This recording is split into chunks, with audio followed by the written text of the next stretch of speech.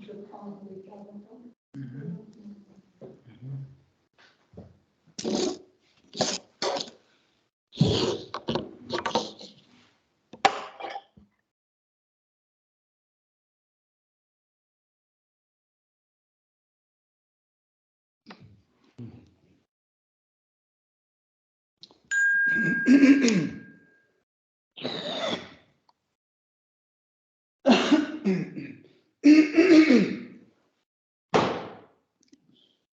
Jaya Radha Madhava Kunja Bihari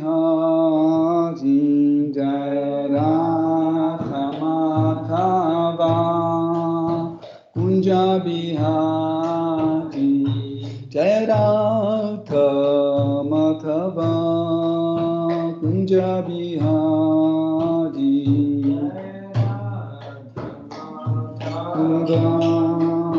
Kunja Bihari Gopi Jana Vallabha Girivaradhari Gopi Jana Vallabha Girivaradhari Gopi Jana Vallabha Girivaradhari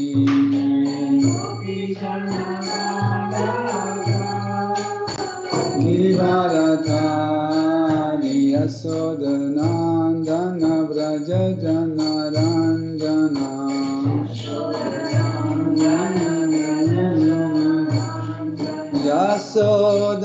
Yasodhanandana Vraja Janaranjana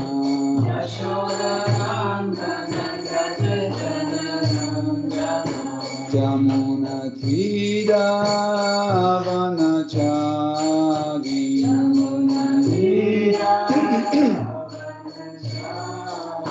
Yamuna Thira Vanachari Vanachari Jayaratha Madhava Kunja Bihari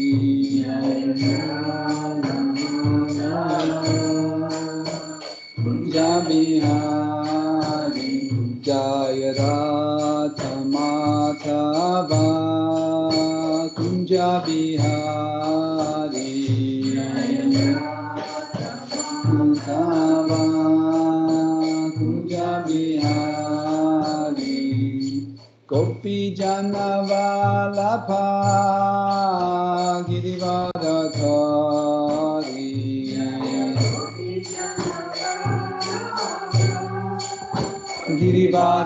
Girivaradhari Yasodhanandana Vraja Janaranjana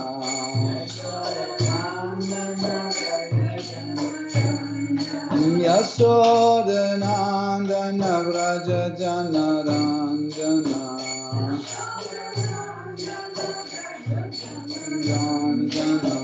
Jamuna Thira Vanachari Vanachari Yamuna Thira Vanachari Thira Vanachari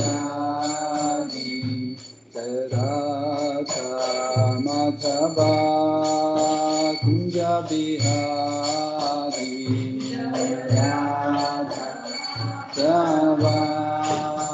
Kunja Bihari Jaya Radha Madhava Kunja Bihari Radha Madhava Kunja Bihari Gopi Jana Vallabha Girivaradhari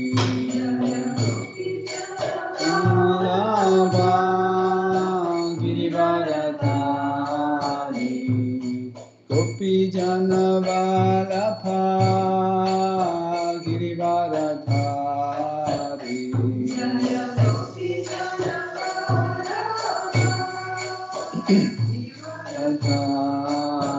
Yasodhanandana Vraja Janaranjana Nandana Vraja Janaranjana Yasodhanandana Vraja Janaranjana Yasodhanandana Vraja Janaranjana Samunatira Vanachari Yamunatira Vanachari Yamunatira Vanachari Tira Vanachari Jaya Radha Madhava Kunja Bihari Jaya Radha Madhava Kunja Bihari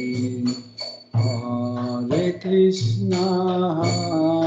Krishna Krishna Krishna Hare Hare Hare Rama Hare Rama Rama Rama Hare Hare Hare Krishna Krishna Krishna Hare Hare Hare Rama Rama Rama Hare Hare Hare Krishna Krishna Krishna Hare Hare Hare Rama Rama Rama Hare Hare Hare Krishna Krishna Krishna Hare Hare Hare Rama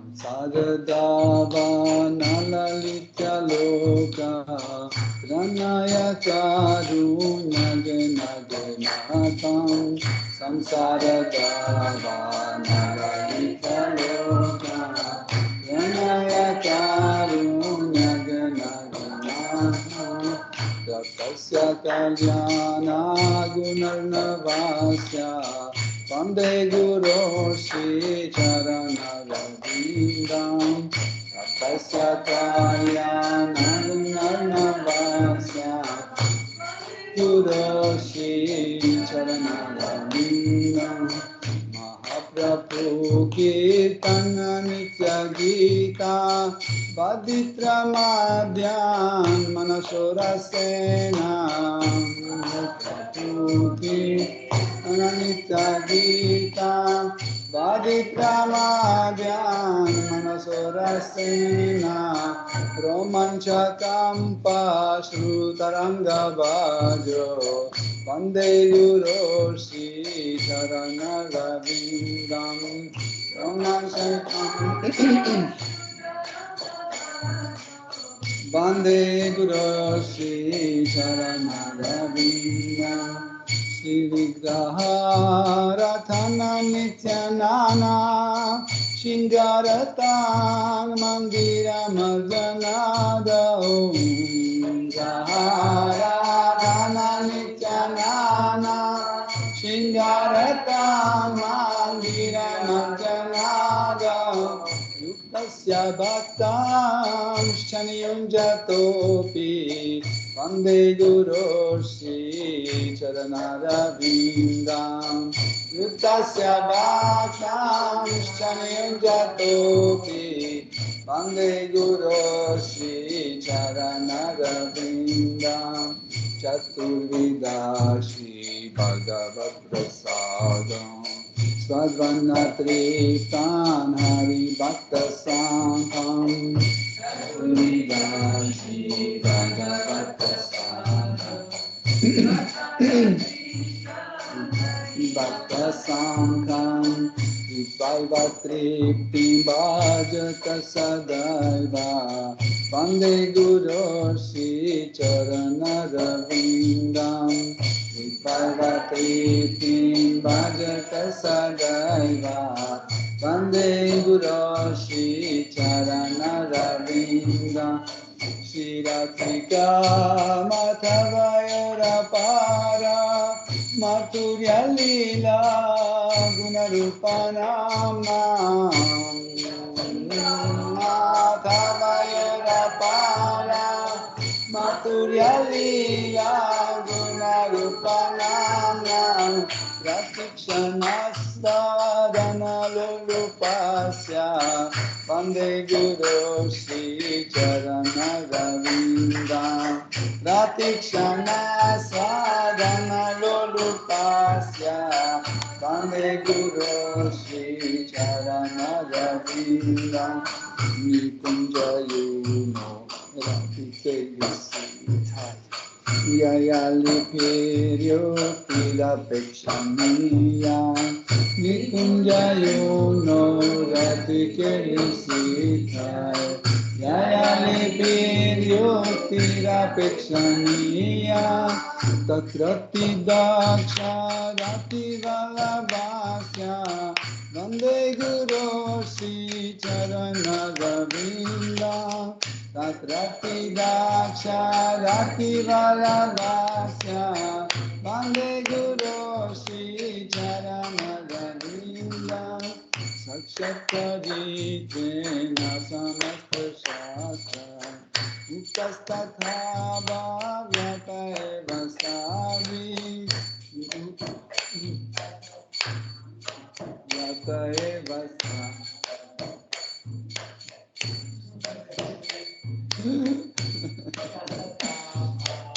On va chanter de nouveau.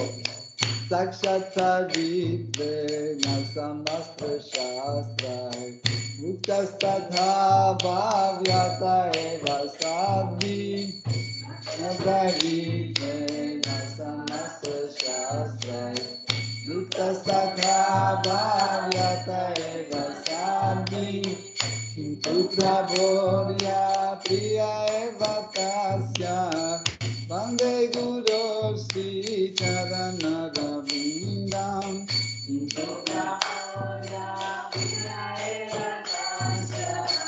Vande Guru Shri Charanarvindam Yasya Prasada Bhagavat Prasadam Yasya Prasada Nagati Kutopi Yasya Prasada Nagati Kutopi Yasya Prasada Nagati Kutopi Jayastu Vamsta Saya Shasti Satyam Vande Guru Shri Charanarvindam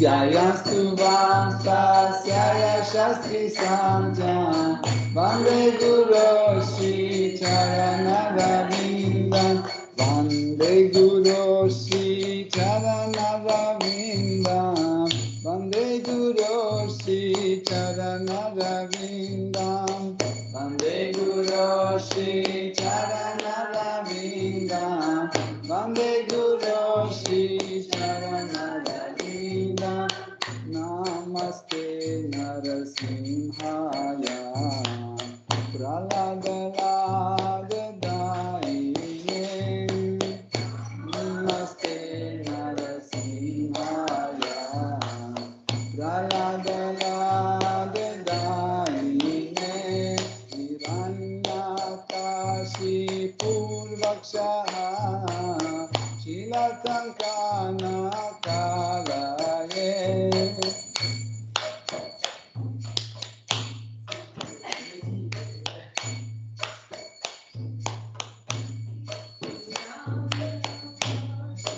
Purvakshaha Shilatankana Kalaye Ito Nrisimho Parato Nrisimho Yato Yato Yamita Nrisimho Ito Nrisimho Parato Nrisimho yato yato yamitato nrsimha bahir nrsimha hridaye nrsimha nara simhamadim sharanam prapade bahir nrsimha hridaye nrsimha nara simhamadim sharanam prapade Tavakara Kamalavare Nakamadita Shinga Dalita Hiranya Kashipu Tanubingam Keshavadrita Nagahaviruta Jaya Jagadisha Hare Jaya Jagadisha Hare Tavakara Kamalavare Nakamadita Shinga Dalita Hiranyakashipu Tanubringa Keshavadrita Narahari Rupa Jai Jagadisha Hare Jai Jagadisha Hare Jai Jagadisha Hare Jaya Lakshmi Narasimha Bhakta Prahlad Jaya Lakshmi Narasimha Jaya Bhakta Prahlad Jaya Lakshmi Narasimha Bhakta Prahlad Jaya Lakshmi Narasimha Jaya Bhakta Prahlad Jai Shri Lakshmi Narasimha Prahlad Maharaj Shri Sudarshan Chakra ki Jai Shri Shri Radha Parishishwara ki Jai Shri Jagannath Swami Patita Pavana ki Jai Shri Jagannath Shri Baladev Shri Mati Subhadra Devi ki Jai Shri Shri Sitaram Lakshman Hanuman Bharata Shatrugna Yadhanama ki Jai Shri Shri Gaur Nitai ki Jai Shri Shri Gauranga Nitai Gosai ki Jai Tulsi Maharani Bhakti Devi ki Jai Shri Shri Nitai Sachi Suta Advaita Chandra Gadadhara Shivasadi Gaura Bhakta Vrinda ki Jai Shri Guru Parampara ki Jai Saraswati Mata ki Jai Srila Prabhupada ki Jai Tu Glaude Buddha Santa Om Ajnanati Mirandasya Jananjana Shalakaya Chakshurunditam Yena Tasmai Shri Gurave Namaha Shri Chaitanya Mano Bhishtam Stapitam Yena Bhutale Swayam Rupa Kadamayam Dadati Swapadantikam Vandeham Shri Guru Shri Yutapada Kamalam Shri Gurum Vaishnavamscha Shri Rupam Sagrajatam Sahagana Raghunatham Vitam Kamsa Jivam Sadvaitam Savadutam Parijana Saitam Krishna Chaitanya Devam Shri Radha Krishna Padam Sahagana Lalita Shri Vishakam Vitamscha Hey Krishna Karuna Sindhu Dina Bandhu Jagatpate Gopesha Gopika Kanta Radha Kanta Namostute Tapta Kanchana Gaurangi Radhe Vrindavaneshwari Rishabhanu Sutte Devi Pranamami Hari Priye Vanchakalpatarubhyascha Kripa Sindhubhya Evachaha Patitanam Pavanebhyo Vaishnavebhyo Namo Namaha Nama Om Vishnu Padaya Krishna Prestaya Bhutale Shrimate Bhaktivedanta Swami Niti Namine Namaste Saraswati Devi Gauravani Pracharine Nirvishesha Shunyavadi Paschatya Deshatarine Jai Shri Krishna Chaitanya Prabhu Nityananda Shri Advaita Gadadhara Shivasadi Gaura Bhakta Vrinda Hare Krishna Krishna Krishna Hare Hare Hare Rama Rama Rama Hare Hare Hare Nama Eva Kevalam Talo Nasteva Nasti Eva Gatir Anyataha Om Namo Bhagavate Vasudevaya Om Namo Bhagavate Vasudevaya Om Namo Bhagavate Vasudevaya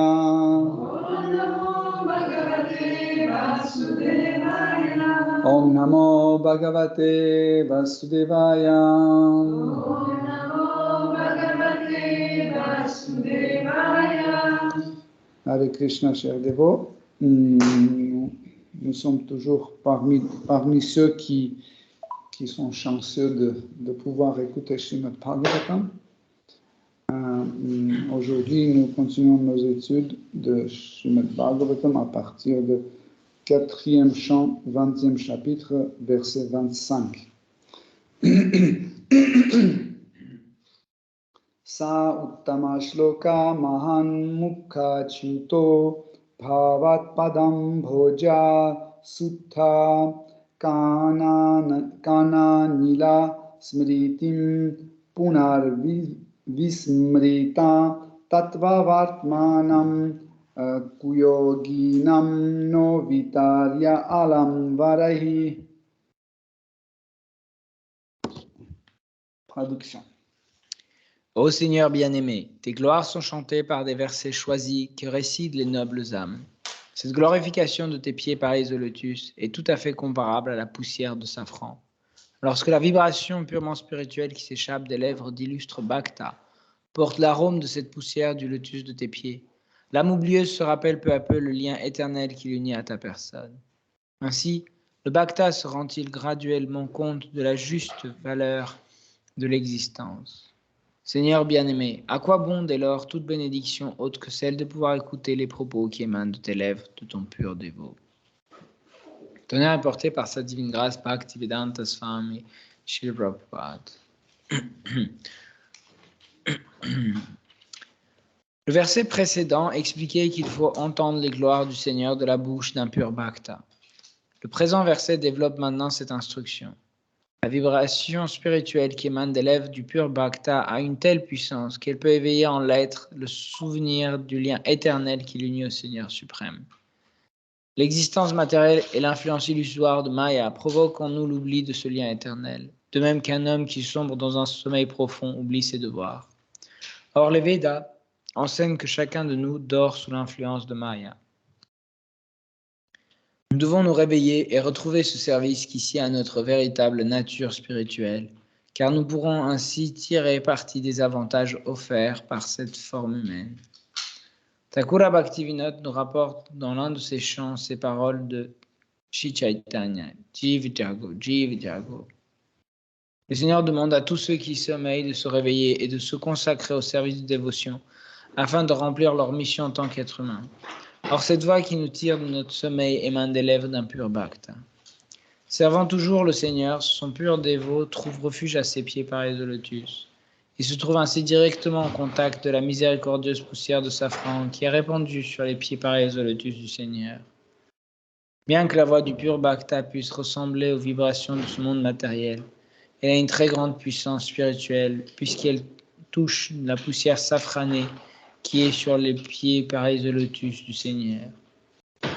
Dès qu'il entend la voix puissante du pur Bhakta, l'être distinct qui est endormi se rappelle aussitôt du lien qui l'unit éternellement au Seigneur, bien que jusqu'à ce jour, il en ait perdu toute souvenance.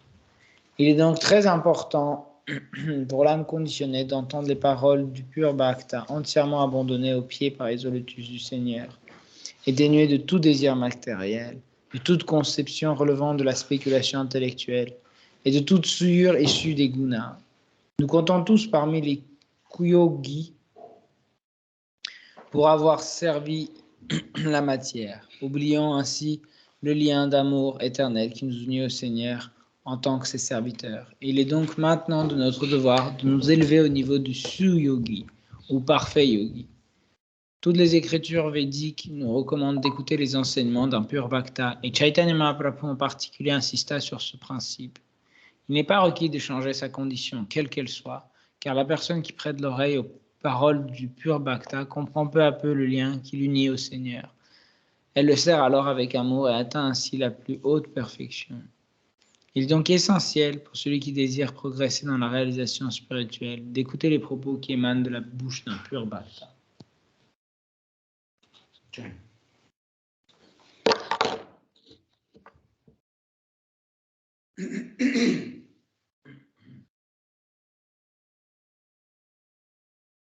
Nous sommes toujours dans l'épisode où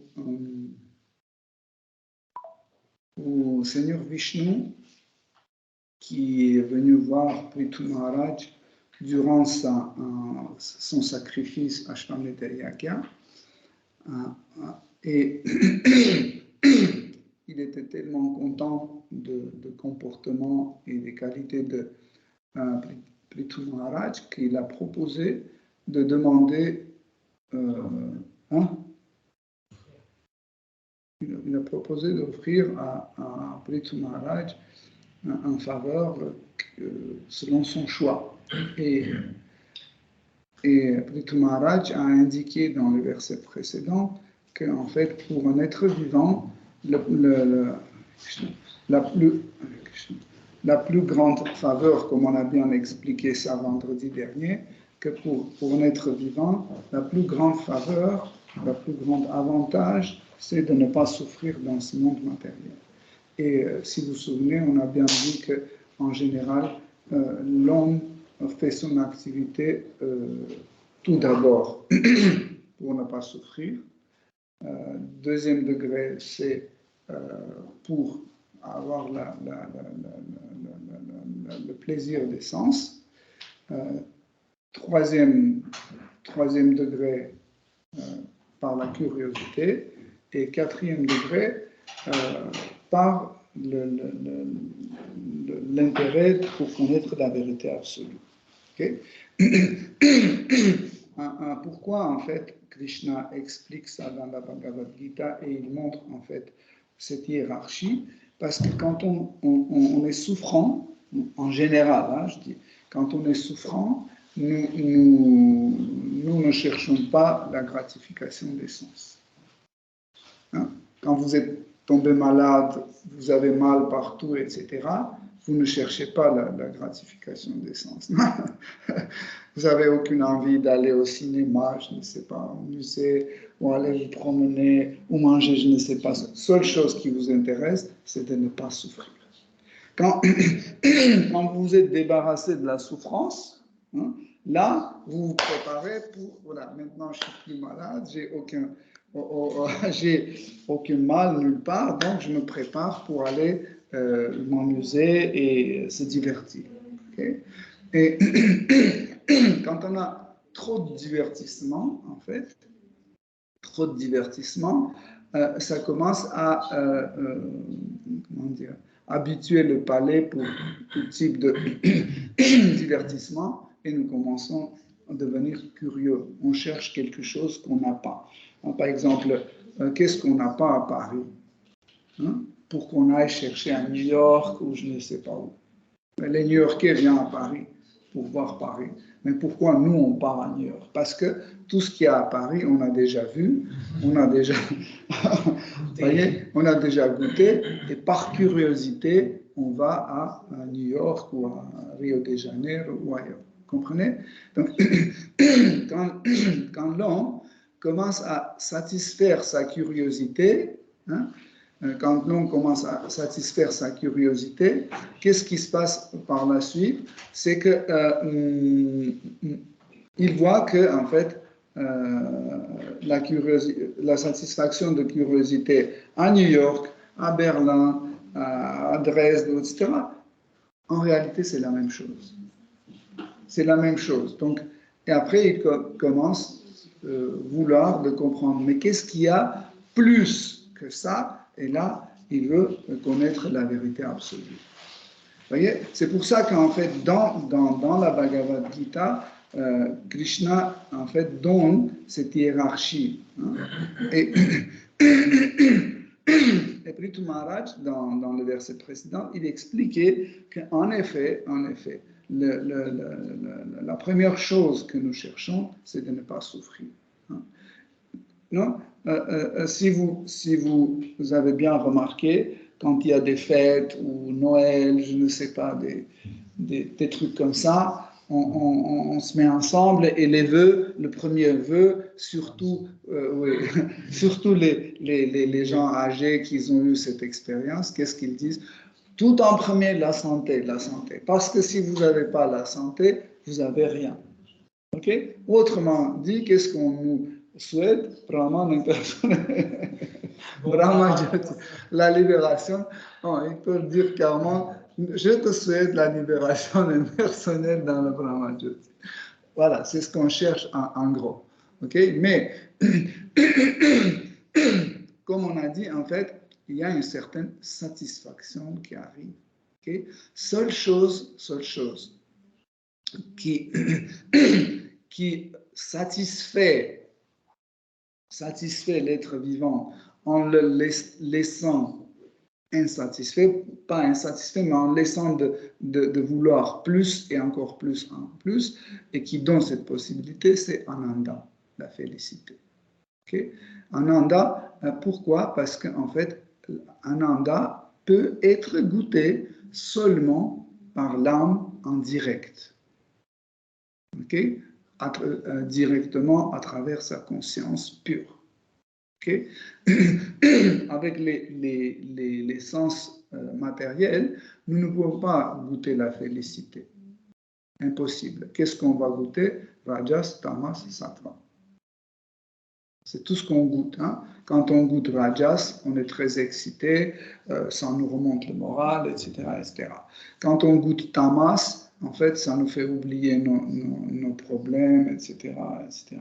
Donc, ça nous plaît aussi. Sattva, c'est un peu dur parce qu'il n'y a pas d'excitation, mais quand on goûte le sattva pour avoir un peu de plaisir, qu'on dit, voilà, je suis quelqu'un de bien, en fait, je me sacrifie, voilà, je suis quelqu'un de pas mal, je fais l'aide sociale, je m'occupe des gens en difficulté, etc., etc. Et comme ça, en fait, j'ai le sentiment de satisfaction, que je suis une bonne personne, etc., etc. Mais la félicité, le vrai Ananda est au-delà, en fait, de 3 gunas d'énergie matérielle. Voilà pourquoi Ananda n'est pas accessible en au sens matériel. Seulement à travers la conscience pure, qui n'est pas sous l'influence de 3 gunas, l'être vivant, en fait, ou Atma, peut goûter Ananda. Et Ananda n'a pas de limite. Vous voyez?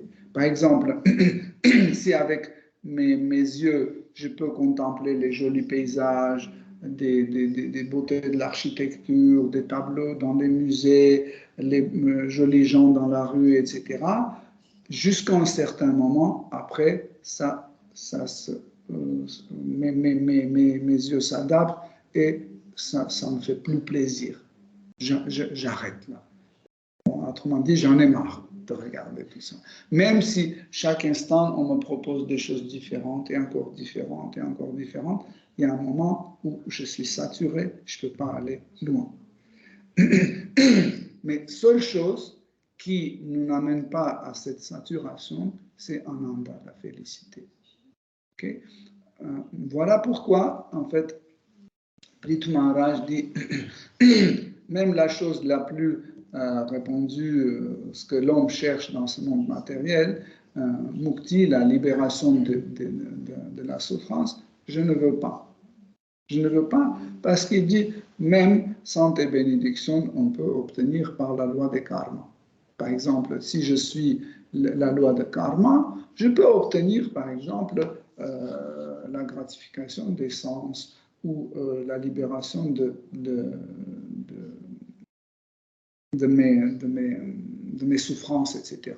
Okay? Mais ce que je ne peux jamais obtenir sans tes bénédictions, hein, c'est le bhakti, c'est la relation personnelle avec toi. Parce que si tu dis non, si tu me refuses, je n'aurai pas ça.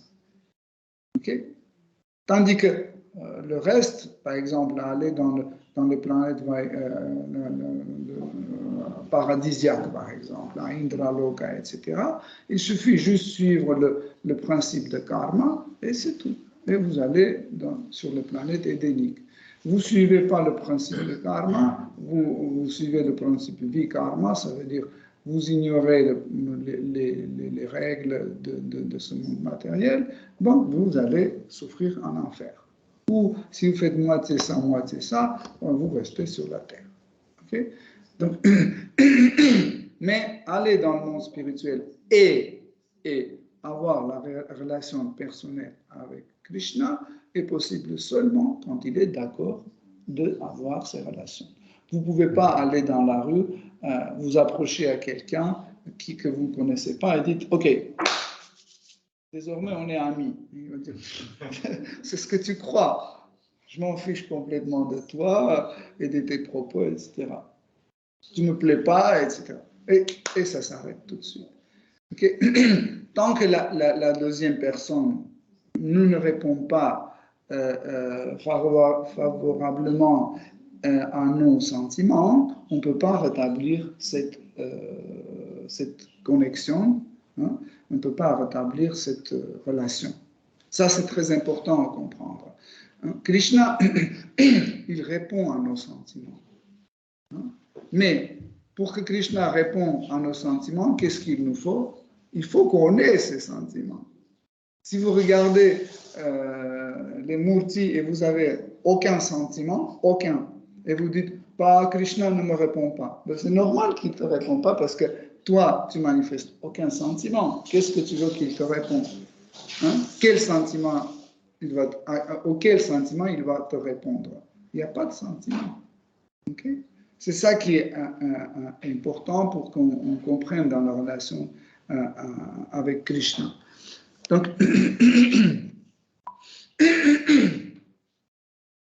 dans le verset d'aujourd'hui, en fait, c'est la suite de la demande de Prithu Maharaj, car Prithu Maharaj a dit, seule chose qui m'intéresse, offre-moi des millions d'oreilles pour que je puisse éternellement écouter les contes de tes divertissements, de la bouche de tes purs dévots. Hein? Srimad Bhagavatam était annoncé par la bouche des purs dévots. Par exemple, comme Shukadev Goswami, Srila Vyasadeva, Narada Muni, Maitreya Muni, Shiva, etc. Okay? C'est les purs dévots de Krishna qui ont annoncé Sutta Goswami, qui ont annoncé Srimad Bhagavatam. Okay? Mais quand le même Srimad Bhagavatam est annoncé par un non-dévot, par un matérialiste, même s'il répète mot par mot, hein, le sens est détourné, le sens de Srimad Bhagavatam est détourné. Hein. Vous pouvez dire, mais quelle est la différence? C'est les mêmes paroles, il n'a rien dit. La personne intéressée, il met l'accent sur certaines choses qui lui intéressent. Vous comprenez? Et en fait, cet accent change tout. Vous prenez par exemple, prenons une phrase pour que ça soit compréhensible pour vous. Par exemple, je dis en passant dans la rue, j'ai vu une jolie dame qui portait un chapeau bizarre. Clair, il n'y a rien à comprendre. Okay? Mais je peux faire l'accent sur en passant dans la rue. Donc, en passant dans la rue, j'ai vu une jolie femme qui portait un chapeau bizarre. Donc, en fait, le reste n'est pas important. Le plus important que je passais dans la rue. Okay? Le reste, vous ignorez. Okay? Ou je peux dire, en passant dans la rue, j'ai vu une jolie femme qui portait un chapeau bizarre. Donc l'accent est sur ma vision, que ce que j'ai vu, ce qui est le plus important que j'ai vu. Pas important qu'est-ce que j'ai vu, mais c'est le phénomène que je suis capable de voir ou j'ai vu. Vous comprenez? L'accent est mis sur ça. Okay? Et pareil, je peux mettre, en passant dans la rue, j'ai vu une jolie femme et l'accent est sur jolie, donc le reste vous oubliez et vous vous fixez sur le joli. Et après, je peux faire, j'ai vu une jolie femme qui portait un chapeau bizarre. Et du coup, vous oubliez tout et vous vous fixez sur un truc, vous imaginez le chapeau bizarre, comme ça ou comme ça. Vous comprenez? Et pourtant, c'est la même phrase. J'ai même pas changé une lettre ni un point d'exclamation. C'est juste l'accent était mis sur certaines choses différentes. Et quand non-dévot, il lit Srimad Bhagavatam, en fait, il enseigne Srimad Bhagavatam, il présente Srimad Bhagavatam, ou il présente la Bhagavad Gita, il met les accents sur son profit. Qu'est-ce qu'il attend? Donc, c'est comme ça, certains professeurs ou faux gourous de Srimad Bhagavatam, ils présentent Srimad Bhagavatam de telle façon que tous les auditeurs, ils pensent que voilà, devant nous est assis un représentant de Dieu. Il est Dieu, la personne suprême qui est devant nous. Donc on doit s'abandonner à lui et on doit le servir. Et il oublie tout de suite Srimad Bhagavatam. Tout l'accent est sur lui parce qu'il a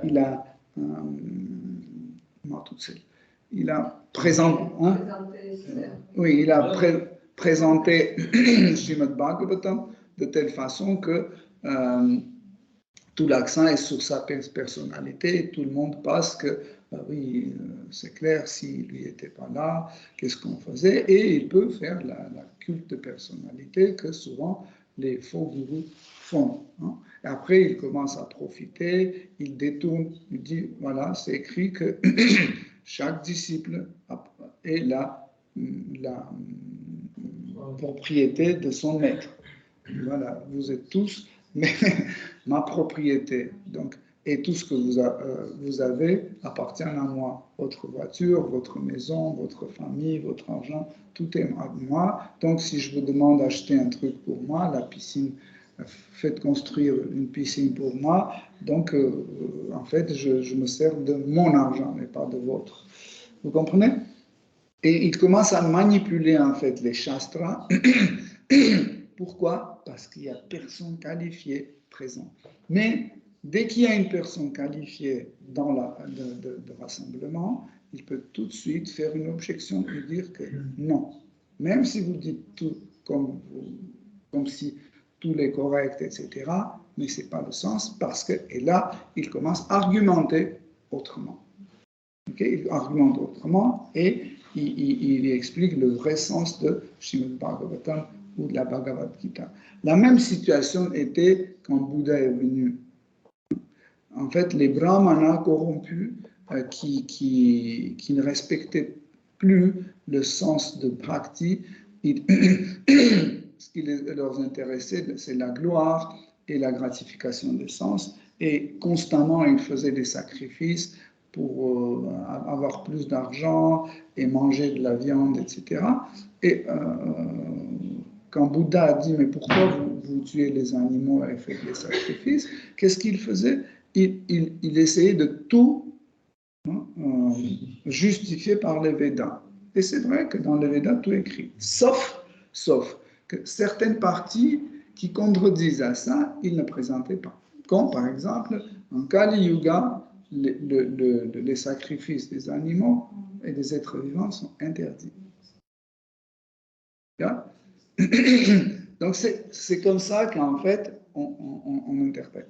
Voilà pourquoi en fait Prithu Maharaj, il insiste que je veux bien entendre parler de tes divertissements de la bouche d'un pur dévot. Ok? Ça c'est très important parce que Srimad Bhagavatam c'est pas juste les paroles, Srimad Bhagavatam c'est aussi un sentiment. Hein? Quand Narada Muni, Seigneur Brahma a transmis Srimad Bhagavatam à Narada Muni, il a dit, tu dois le développer. Tu dois développer de telle sorte pour que chacun qui écoute tes paroles, il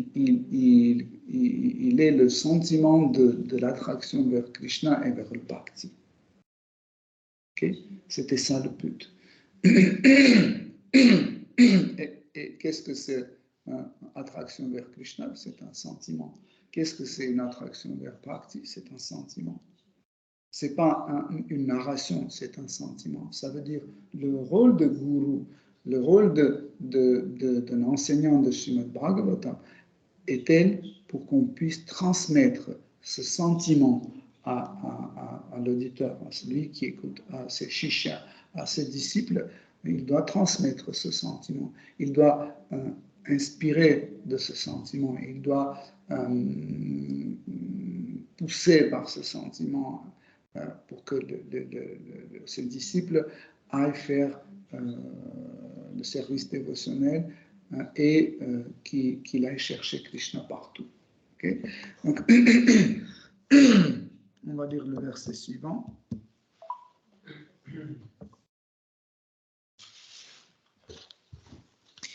Ô très glorieux Seigneur, celui qui entend ne serait-ce qu'une seule fois le récit merveilleux de tes actes dans une assemblée de purs bhaktas ne peut abandonner leur compagnie à moins de n'être qu'un animal, car jamais un homme intelligent n'agirait de façon aussi inconsciente. La déesse de la fortune, désireuse d'entendre de tels propos, sut elle-même reconnaître la perfection inhérente au chant et à l'écoute de tes gloires spirituelles et infinies. Donc, dans le verset précédent, Prithu Maharaj a dit que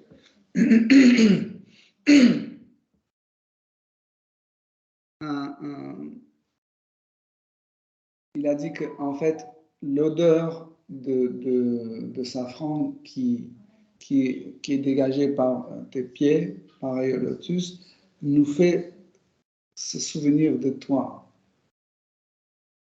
Je ne sais pas si ma phrase était correcte, grammaticalement. Nous rappelle. Ok. En fait, l'odeur qui est dégagée par le poudre de safran qui est sur tes pieds nous fait penser à toi. On commence à se souvenir de toi. En fait, c'est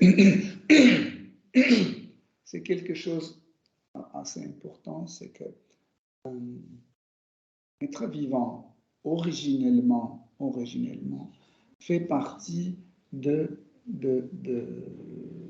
Krishna originellement. Peu importe son niveau de réalisation. Il est pour des purs dévots ou quelqu'un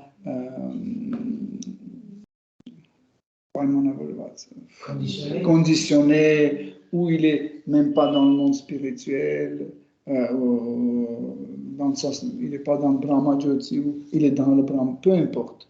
Hein. Originellement, être vivant est lié à Krishna, et tout ce qu'il y a chez Krishna, c'est quelque chose qui est partiellement présent en lui. Quelque chose, harazat, comment on peut dire? Cher. Quelque chose cher à elle. Okay? Comme par exemple, quand on va en Arménie, où on est né, on a grandi, et puis il y a l'odeur des plantes sèches qui viennent des montagnes.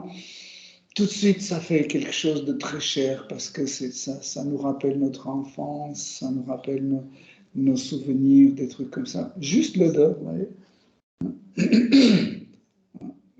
C'est quelque chose d'important à comprendre. Pourquoi? Parce que c'est lié avec quelque chose de bien. Parce que l'enfance, en général, l'enfance est sans souci, etc., etc. Ça nous rappelle des bons moments, etc. Mais quand c'est une mauvaise expérience, hein, une odeur nous peut rappeler la souffrance ou autre chose. Okay? Donc, mais tout ce qu'il y a chez Krishna, automatiquement, c'est cher à être vivant. Et ça peut rappeler ses relations avec Shri Krishna. Donc, si les relations sont très avancées, ça peut nous rappeler des choses avancées, bien avancées. Si notre relation est très légère ou petite, etc., les souvenirs seront proportionnellement de même taille et de même intensité. Okay? Donc, mais encore une fois, c'est quelque chose qui est très cher. Je me demandais toujours, mais pourquoi en fait l'être vivant, quelqu'un qui écoute Srimad Bhagavatam ou le Saint-Nom, où il voit des dévots, où il mange le prasad, pourquoi il est attiré? C'est quoi cette attirance? Pourquoi il est attiré? En fait, j'ai trouvé ça dans le verset et dans les paroles de Prithu Maharaj. Cela veut dire que en fait, c'est quelque chose originellement déjà cher. Et quand on entend, quand on écoute, quand on goûte, originellement, ça nous rappelle ça et on revit ce bon moment, hein, qui est dans notre nature. Ça se révèle, en fait, ces sentiments. Des fois, il y a des gens qui arrivent, qui écoutent, et ce sentiment est révélé tout de suite, ils revivent ça, et puis ils commencent à avoir peur. Ils disent, oh, si ça va comme ça, je vais devenir une Hare Krishna complètement. Non, non, il faut tout de suite arrêter ça. Il faut aller dans le café boire un coup du café, etc., pour oublier, parce que je vois que je suis complètement englouti par ça. Il faut stopper. Non, non, non. Mais mon travail, mon argent, je vais tout perdre. Oh non, non, non, non, non, non, non. Et tout de suite, il part et il ne revient plus. Je peux vous dire que je ne vais pas donner des noms, mais ici à Yoga Lyrique, on a eu plusieurs cas comme ça. Il y avait des gens qui venaient, je suis sûr que vous vous souvenez de ces personnes, ils venaient, et ils progressaient rapidement, etc. Et ils ont vu qu'ils deviennent Hare Krishna, ils disent non, non, non, non, on ne va pas. Et ils sont abandonnés. Parce que l'attachement au plaisir sensuel, au plaisir de sens, a freiné en fait ce progrès spirituel.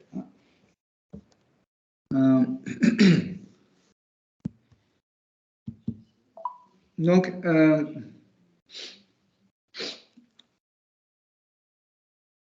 dans ce verset et dans le verset suivant qu'on va étudier, vous allez voir, je préfère que tu lises aussi le verset suivant. 27.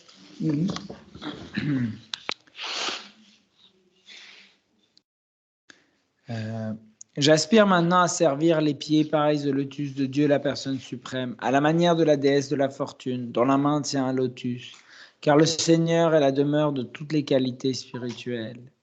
Or, je crains qu'un différent ne m'oppose à Lakshmi, puisqu'un même service nous absorbera tous deux. Le suivant.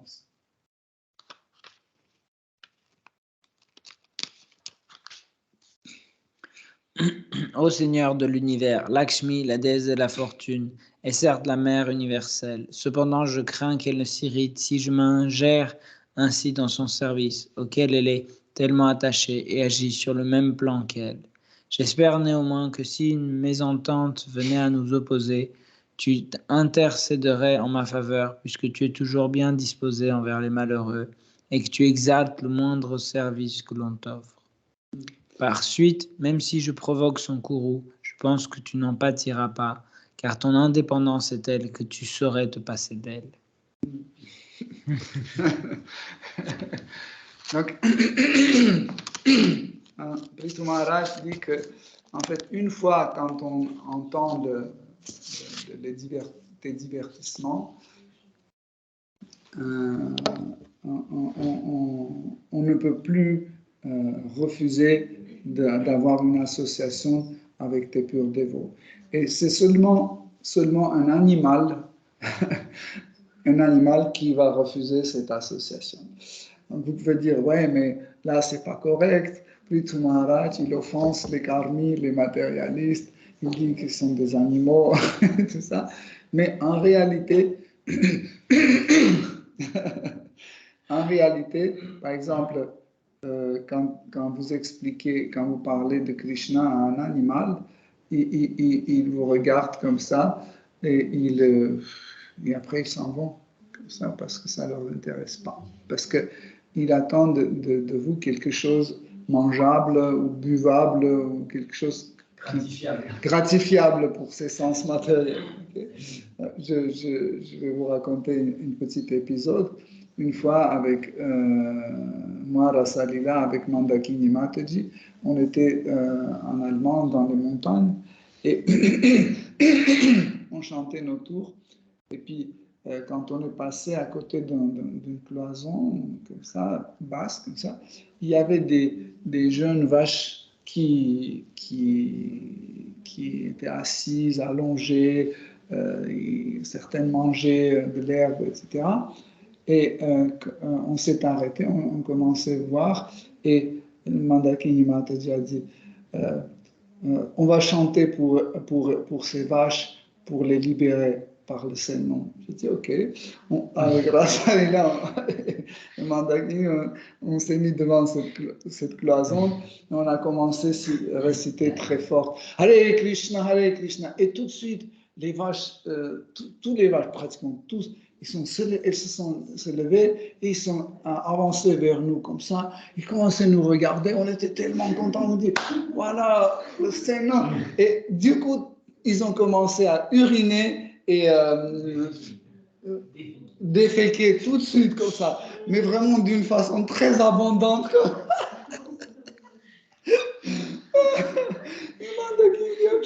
Qu'est-ce que c'est? Je dis, bah, tu voulais les purifier, ils sont purifiés.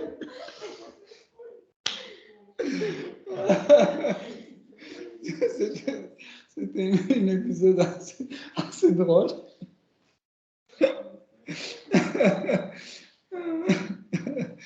Mais après, ils ont vu qu'on ne donne rien à part le Seigneur, ils se sont retournés, elles sont parties. Donc, et dans ce verset, Prit Maharaj dit seule personne en fait qui refuse d'avoir l'association avec tes purs dévots qui sans cesse racontent et écoutent tes divertissements, c'est des animaux en fait. C'est des animaux qui ne veulent pas faire Shravanam Kirtanam, écouter et glorifier tes divertissements. Et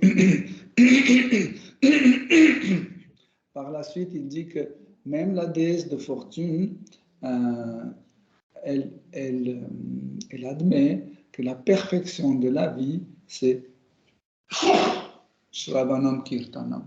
C'est écouter de tes divertissements et raconter tes divertissements. Hein? C'est elle-même, elle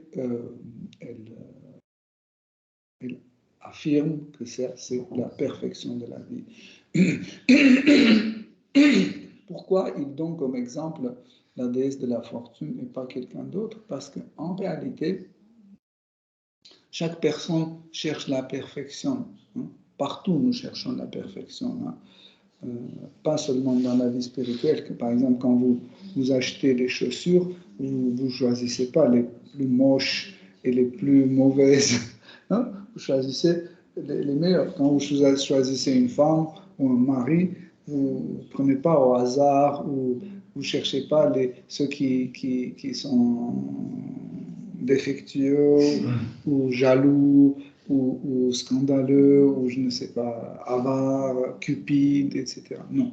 Vous cherchez quelqu'un de généreux, gentil, etc., beau, n'est-ce pas? Ça veut dire l'homme, c'est en fait pas l'homme, mais c'est la nature d'une âme, chercher toujours la perfection. C'est pour ça qu'en cherchant la perfection, elle arrive à Krishna.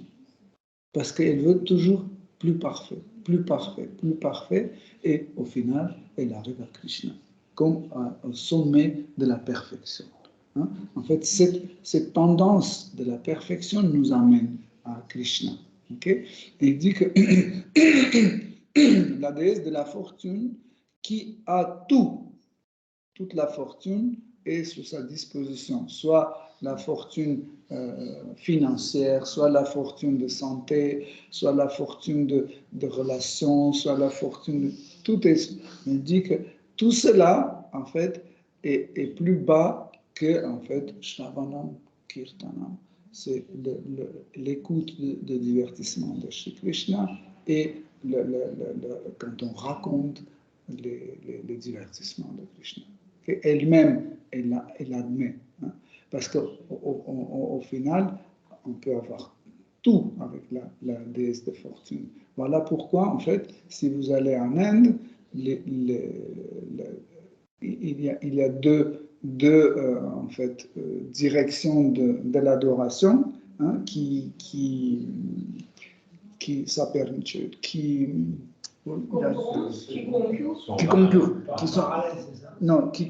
font la concurrence. C'est l'adoration de Shri, de Lakshmi Devi, et l'adoration de Shiva. Hein, les deux. Pourquoi? Parce que Shri ou Lakshmi Devi peut nous donner toutes sortes de biens, de richesses matérielles, mais contre nos efforts. Et certains disent peut-être pas tout, mais au moins on peut avoir quelque chose sans faire trop d'efforts parce que Seigneur Shiva est très miséricordieux. Il suffit de lui faire un tout petit truc, mais même pas sans trop d'efforts, il est satisfait, il peut satisfaire nos biens. Donc c'est toujours en concurrence ces deux choses-là. Mais Seigneur Shiva et Shri Lakshmi Devi, tous les deux, ils acceptent que ça, c'est pas la perfection de la vie d'une âme. La perfection, c'est Shravanam, Kirtanam, écouter les divertissements de Krishna et raconter les divertissements de Krishna. Cela nous amène à la perfection, ou autrement, ça nous amène à la perfection de la vie. Donc,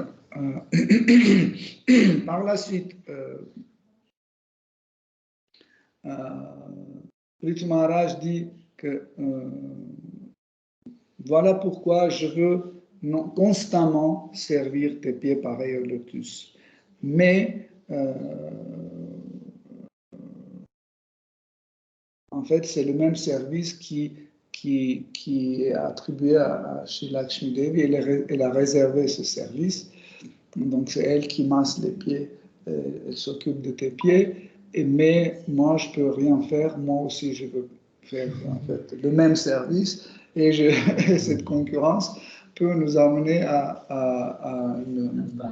un conflit avec Shri Lakshmi Devi. Mais je sais que tu es tellement miséricordieux que même si Lakshmi Devi va me causer des problèmes, tu es tellement miséricordieux que tu vas prendre mon côté, tu vas me défendre. Ça, en fait, c'est des paroles extraordinaires en réalité de Srimad Bhagavatam. Et je suis sûr que vous sentez en fait plus en plus le nectar de Srimad Bhagavatam. Hein. Parce que si on ne fait pas attention à ces petites choses, on va rater le nectar, le goût, le rasa de Srimad Bhagavatam. En réalité, le service dévotionnel n'a pas de limite. Bhakti n'a pas de limite. Souvent, les dévots néophytes ils disent oui, mais si je veux devenir la femme de Krishna, cette place est déjà occupée. Voilà, c'est lui et ça, c'est Radharani et la place est occupée. Okay. Ou par exemple, le Seigneur Vishnu a Lakshmi Devi, cette place est occupée. Alors, qu'est-ce que je dois faire? C'est injuste, etc., etc.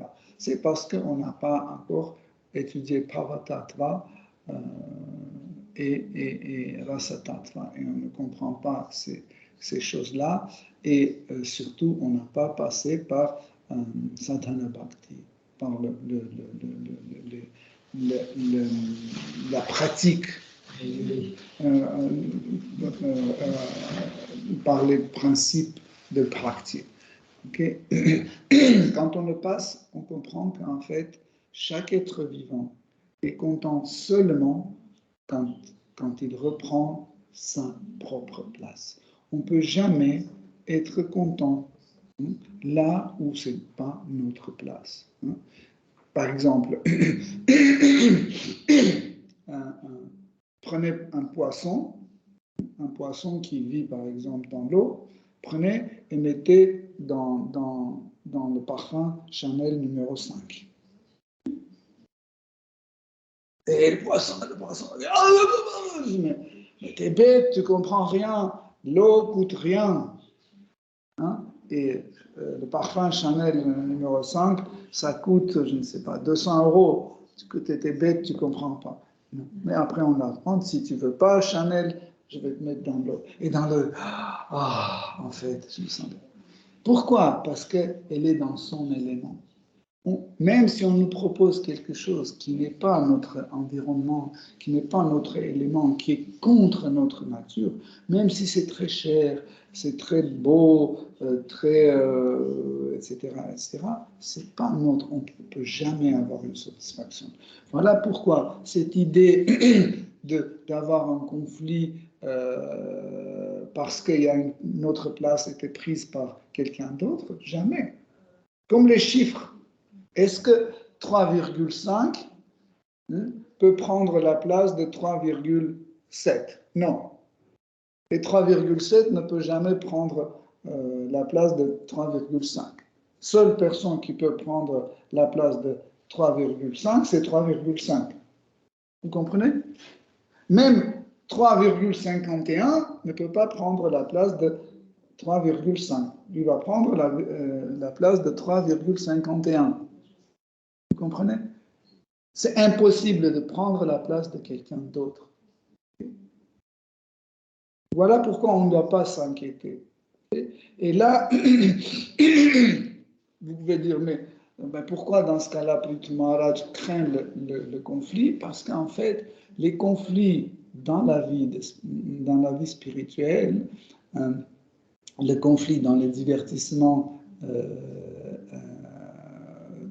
des dévots avec Krishna, ces conflits-là sont voulus et nécessaires pour en fait faire mûrir et faire se manifester certaines bhavas, certaines émotions, okay, qui sont possibles seulement pendant un certain conflit. Okay? Donc ce conflit n'est pas le produit de tamas et rajas ou sattva.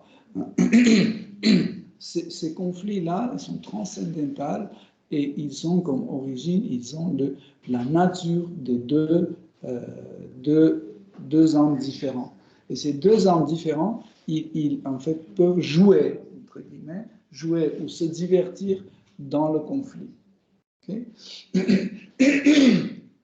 Pourquoi aussi? Parce que Prithu Maharaj, il est dans une autre rasa avec Seigneur Vishnu. Et Shrimati Lakshmi Devi est un autre rasa avec Seigneur Vishnu.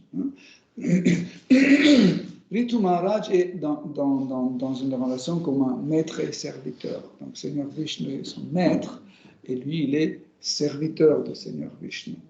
Ce rasa s'appelle Priti rasa ou Dasya rasa. Priti c'est plus correct. Pourquoi? Parce que Priti ça veut dire adorer. Vraiment l'adoration. Tout le monde adore Krishna, mais pas dans ce sens-là. Mais vraiment adoration dans le sens c'est qu'il fait l'adoration. Et en fait, cette adoration qu'il a, il est complètement différent de l'adoration de Shrimati Lakshmi Devi, parce que l'adoration de Shrimati Lakshmi Devi est dans Shringara Rasa, dans la relation comme mari et femme, comme des époux. C'est la relation conjugale. Donc, même si tous les deux massent les pieds de Seigneur Vishnu sent deux choses complètement différentes. Okay? Vous ne pouvez pas dire, comment deux choses différentes? C'est les mêmes pieds, ils font la même chose. Non. Parce qu'en fait, quand on fait ça, on obtient différentes satisfactions pour Seigneur Vishnu selon nos buts, selon nos bhavas, nos ressentis. Okay? C'est comme ça qu'en fait se passe. Même si le bhakti ou le service, le seva, hein, bhakti seva est fait. Bhakti seva, c'est le service dans la dévotion. Hein. Si bhakti seva est fait de différents représentants des rasas, elle n'est pas la même chose. Hein. Par exemple, quand un serviteur de Krishna apporte un plateau avec prasad et il met devant Krishna, c'est une chose.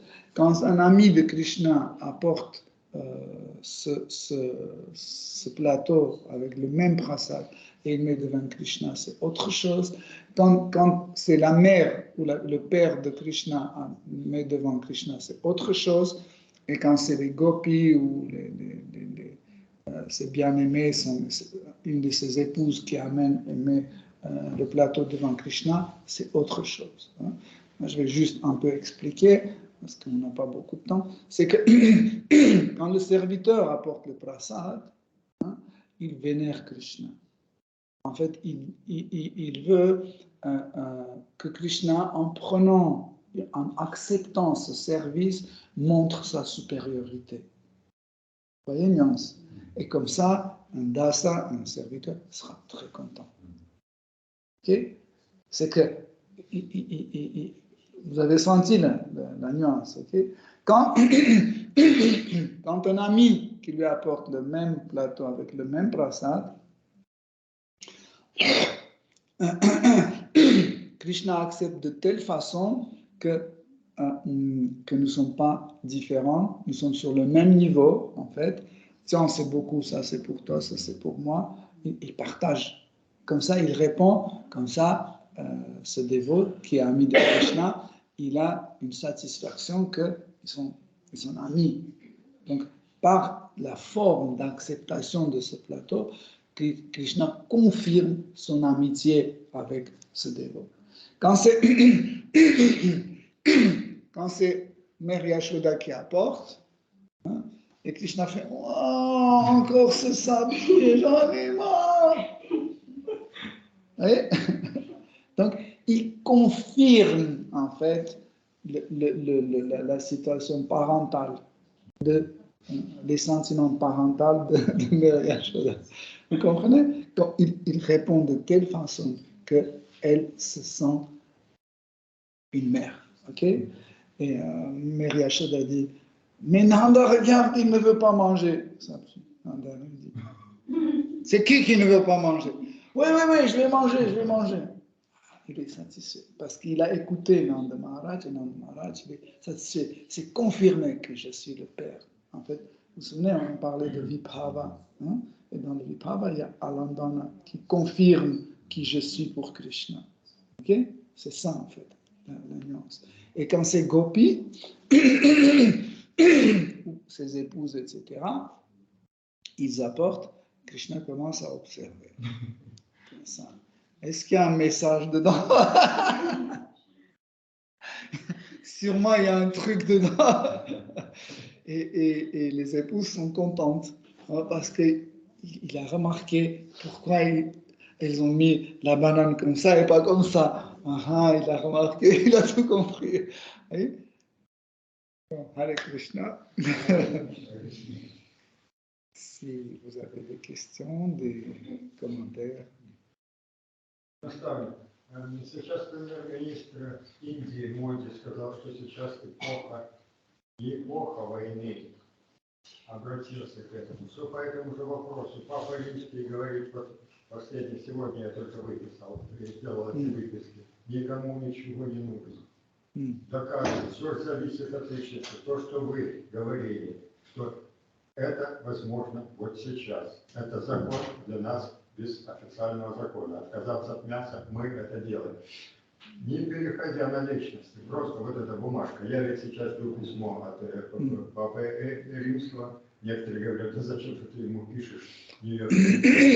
Так вот, общее под вашим, это такой листочек, который я вам показал буддистам и прочее, послание человечеству, что возможно это сейчас, вот это все зависит от нашей воли посредством Кришны, источников.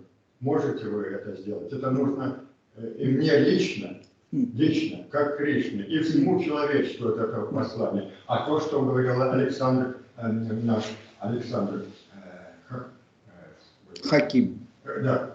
Да, вот, о законе. Все можно сделать.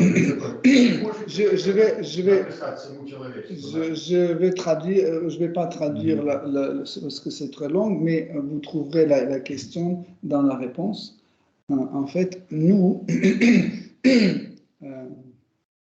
les Vaishnavas, nous sommes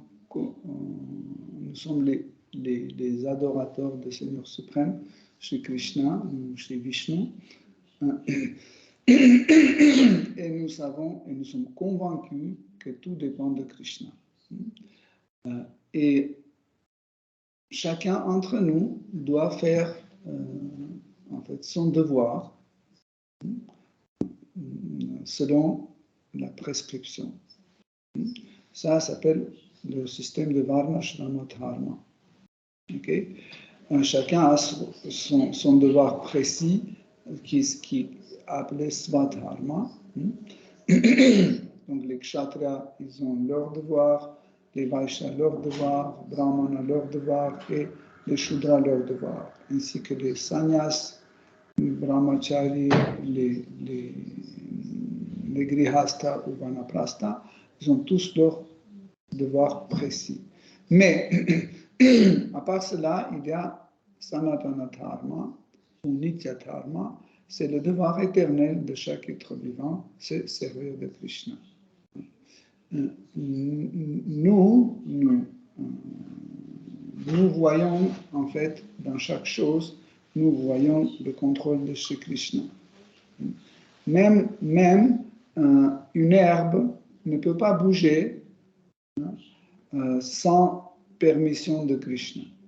Okay?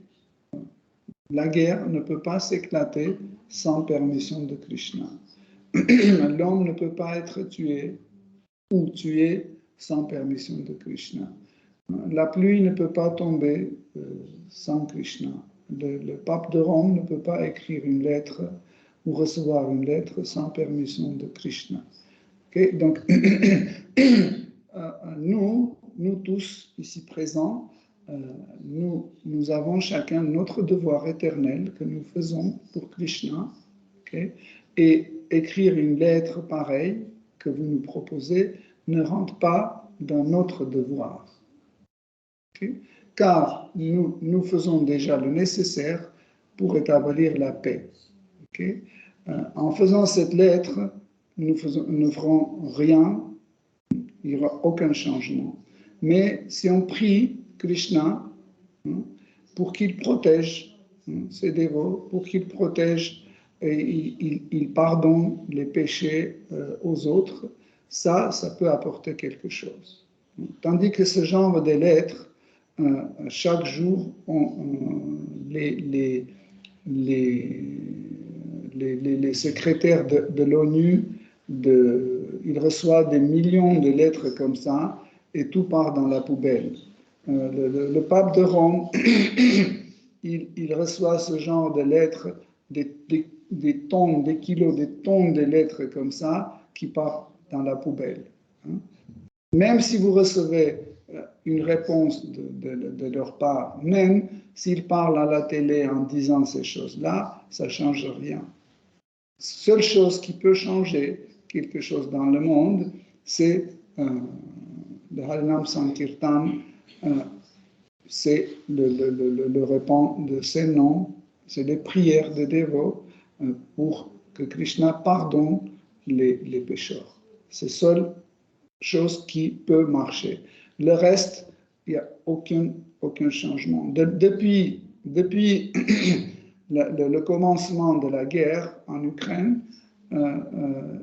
ce genre de lettres que vous nous proposez à écrire, il était envoyé depuis le début de ce conflit, des millions de lettres.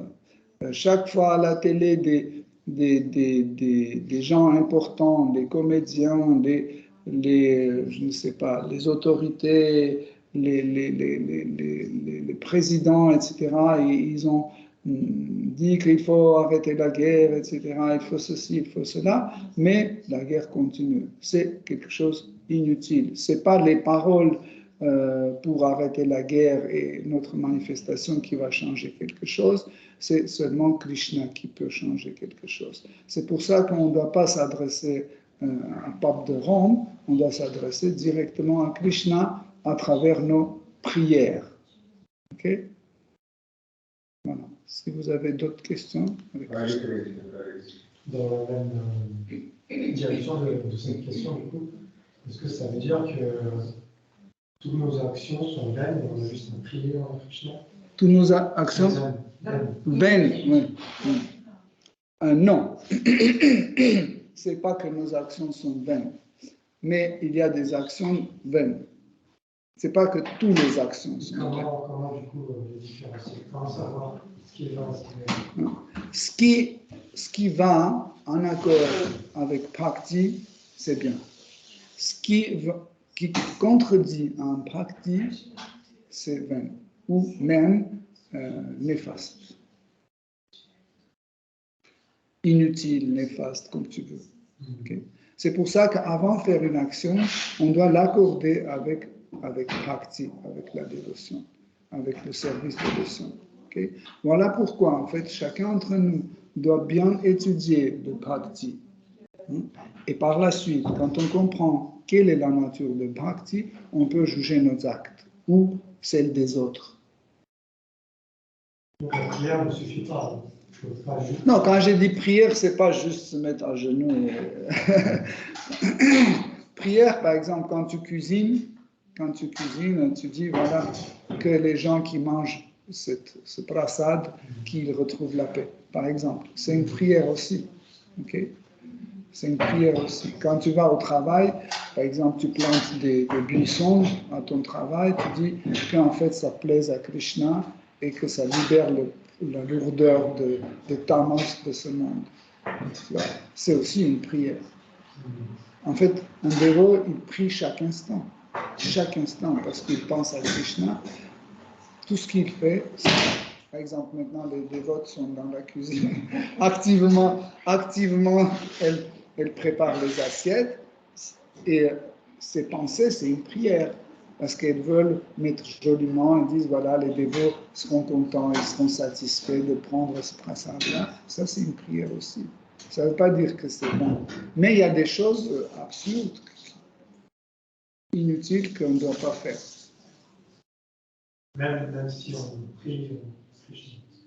Oui, il y a certaines choses absurdes, comme par exemple, aller nourrir les gens qui meurent de faim, aller nourrir avec la viande.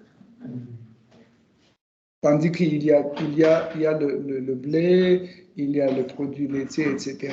Mais on a déjà des conserves avec la viande, on amène ça à la place d'amener, par exemple, des biscuits ou autre chose. Donc ça, c'est une action inutile parce que, en fait, on va sauver, entre guillemets, leur corps, mais on va condamner leur âme parce qu'on va les entraîner dans le péché. C'est pour ça que Jésus-Christ il disait toujours ayez peur, n'ayez pas peur de celui qui tue le corps, ayez peur de celui qui tue l'âme. Mais je crois que l'âme est immortelle. Oui, mais en fait, il dit dans le sens figuré. Il dit tuer l'âme, ça veut dire qu'il en fait empêche l'âme à se développer. Et si on prend l'exemple de la guerre, si on prend l'exemple de la guerre, oui. Si quelqu'un écrit une lettre, le temps venu, je voulais que tant des gens Krishna dans cette conscience, compris en Krishna. Est-ce que ça c'est une action réelle aussi ou pas? Ça dépend en fait du contenu de cette prière. Je ne peux pas juger, ça dépend de ce que tu demandes. Okay. En fait, je connais le contenu de cette lettre que Prabhupada nous propose, c'est pour ça que je dis ça, c'est pas un nous de le faire.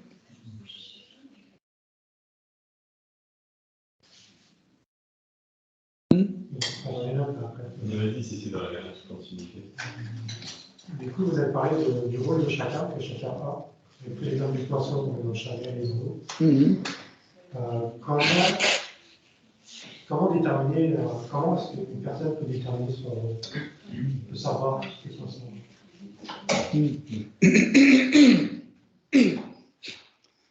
Cela, c'est un processus qui s'appelle sadhana bhakti.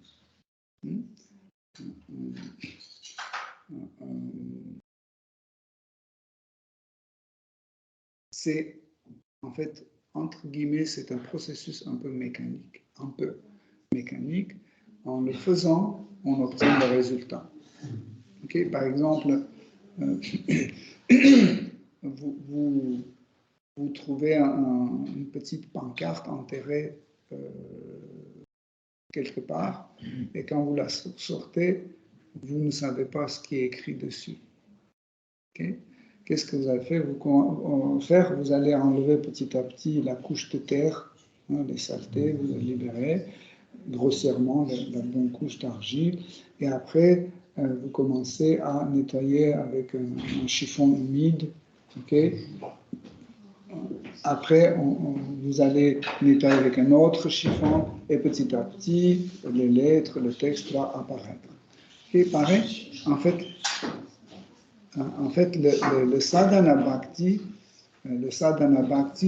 nous purifie. Sadhana bhakti, ça purifie nos sens, en fait, et notre nature, c'est comme le texte sur cette pancarte enterrée, commence à petit, au fur et à mesure, commence à se manifester. Okay? C'est pour ça très important, en fait, s'adresser à un gourou, et le gourou nous explique, tu dois faire ça, ça, ça, ça, ça. Et quand on suit les instructions du gourou, petit à petit, nous purifions nos sens et on arrive à cette étape appelée Prabhakti. Ok? Et pour les gens qui n'ont pas accès à un gourou, une pratique qui permet de... Non, en fait, tout le monde a l'accès à un gourou. Gourou, ce n'est pas celui qui a un t-shirt sur lequel c'est écrit Gourou.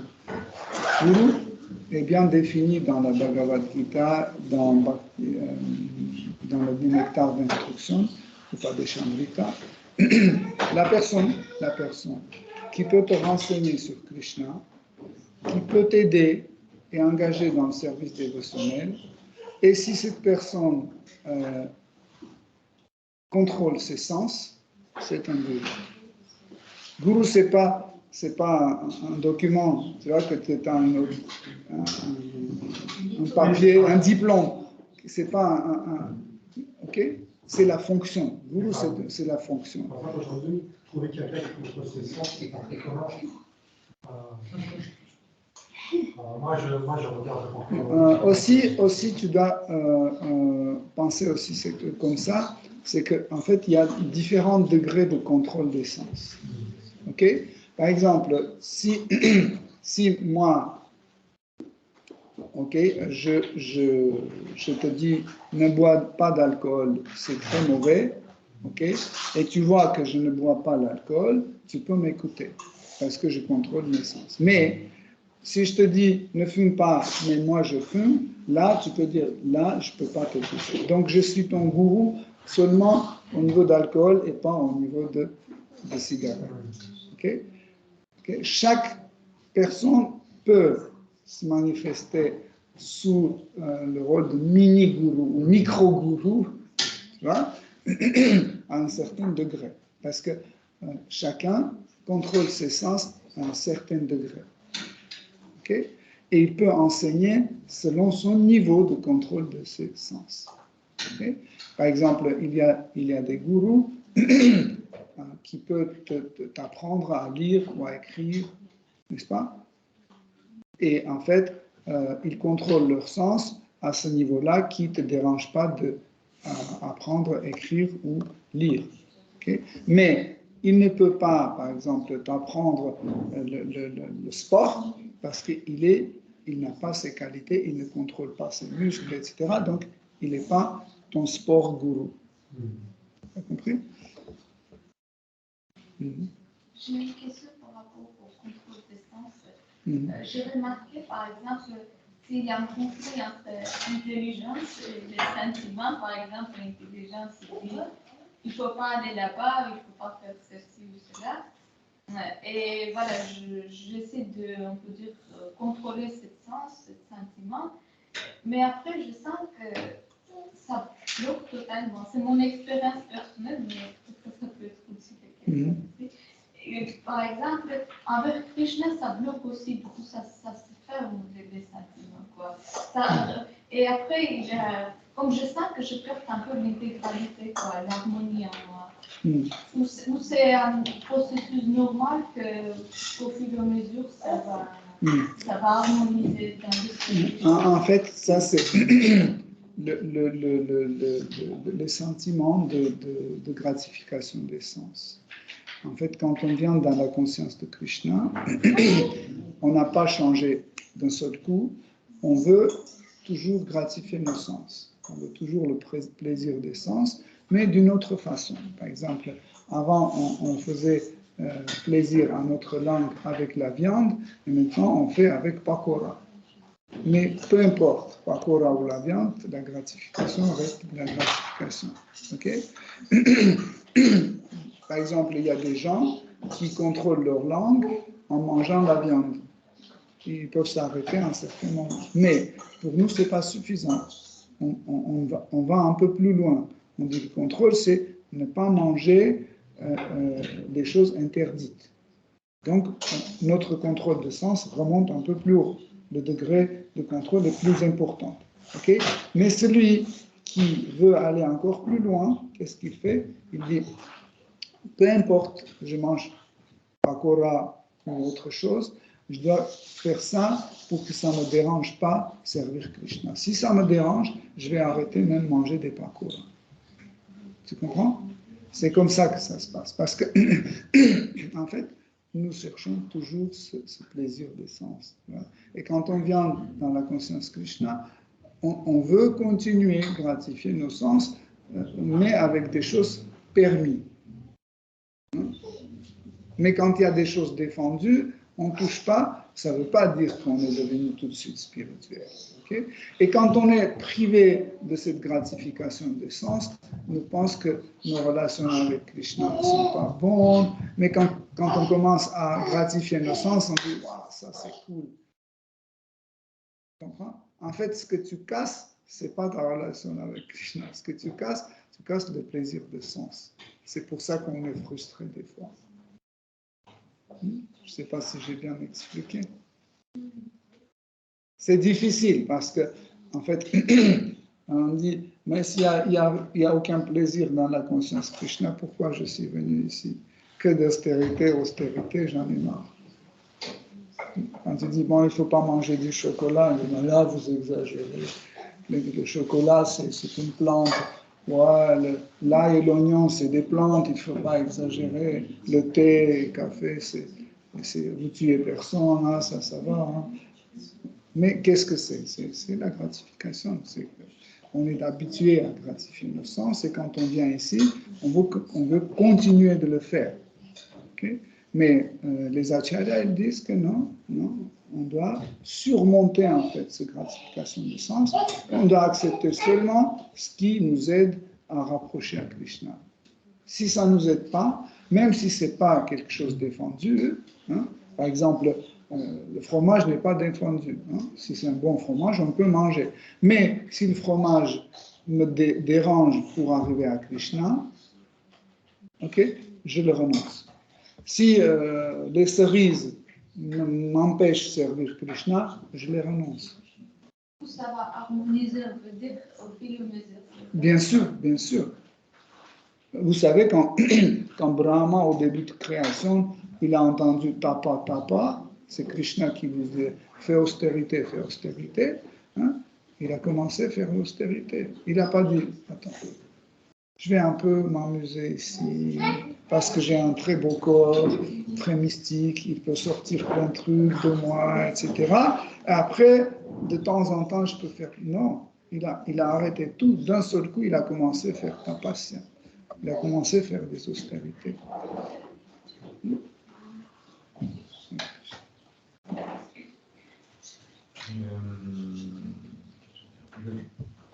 Je voulais revenir sur la question de la réciprocité du Krishna avec nos sentiments.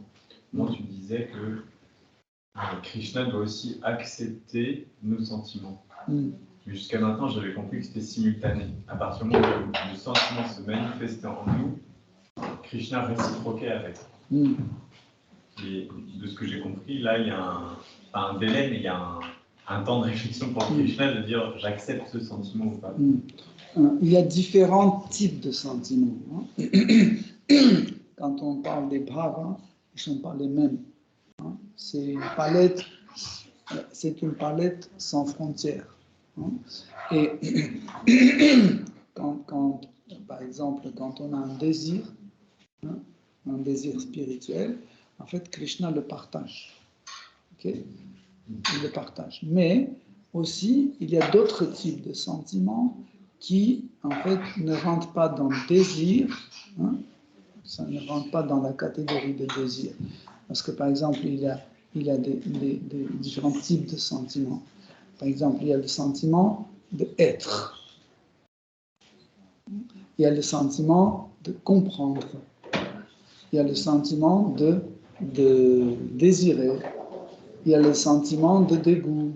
Il y a différents types de sentiments. Il y a le sentiment de l'oubli. Il y a plusieurs types de sentiments. Okay? Et par exemple, dans chaque de ce type de sentiments, on peut avoir des relations avec Krishna. Okay? Par exemple, dans un certain degré, Krishna nous accepte comme sa petite particule. Ça ne change pas, il accepte toujours. Jusqu'au moment où on lui propose autre type de relation. Mais initialement, nous on a ce sentiment que je suis ta petite particule. N'est-ce pas? Ça, c'est originellement existe. Krishna dit, ok, si tu me proposes une relation comme une particule, je l'accepte et moi, je te réponds comme à ma particule. Tant que tu n'évolues pas. Si tu évolues, je vais te répondre. Par exemple, tu penses, petit à petit, tu penses qu'en fait, je suis une âme éternelle, un éternel serviteur de Krishna. Il dit, ok, dans ce cas-là, je suis éternellement celui qui accepte ton service. Ok? Et après, quand tu avances, tu progresses dans ta vie spirituelle, dans ton rasa, et tu arrives à Dasa Rasa, il dit, ok, je suis ton ami. Il répond, parce que tu es son ami, il te répond. Okay? Des fois, je ne veux pas rentrer trop dans le sujet pour vous ennuyer, des fois, il s'agit de rasa bhasa, quand un dévot peut manifester certains sentiments qu'on peut penser que c'est dans tel ou tel rasa, mais Krishna ne répond pas. Comme ça, Krishna montre que ce n'est pas encore la rasa. Il y a il y a un type de rasa bhasa qui s'appelle uparasa. Uparasa concerne un état de rasa qui n'est pas encore 100% développé. Il y a le manque d'un sentiment ou il y a la présence d'un sentiment étranger à ce rasa. Comme par exemple les femmes de Brahmana. Si tu connais l'histoire, les femmes de Brahmana, quand elles sont venues pour nourrir Krishna Balaram avec ses copains dans la forêt, elles ont commencé à parler de telle façon comme s'ils sont les bien-aimés de Krishna. Et si vous écoutez les paroles de ces femmes, vous pouvez penser que c'est Shringara Rasa. Mais ce n'est pas Shringara Rasa. Pourquoi? Parce que Krishna n'a pas répondu comme à Shringara Rasa. Okay? Donc ça veut dire que c'est pas encore mûr. Okay? C'est pour ça quand je dis pourquoi il a refusé, parce que c'est pas comme ça. Ou par exemple,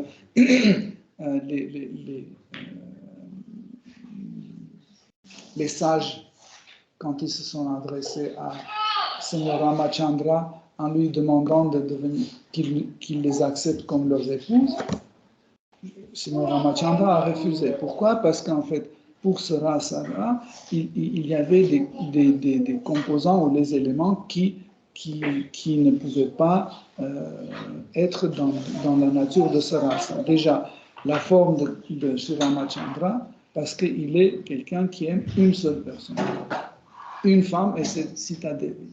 Donc ça ne va pas.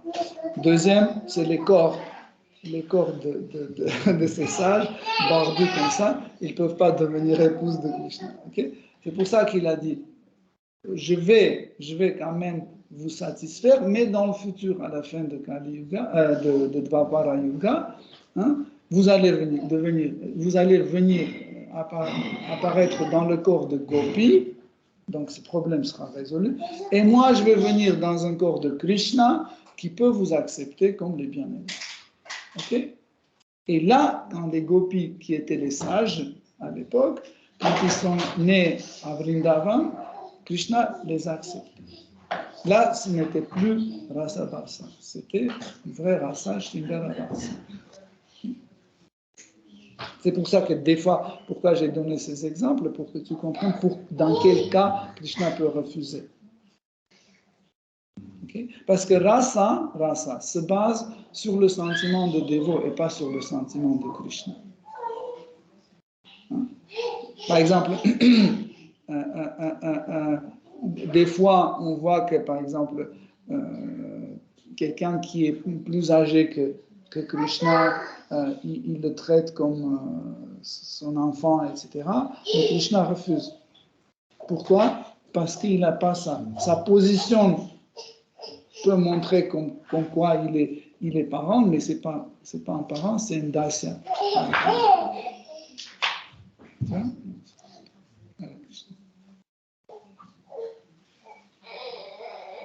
Ok, Hare Krishna, oui. Shri Srimad Bhagavatam ki jai, Srila Prabhupada ki jai. Toutes gloires de vos assemblées, Hare Krishna.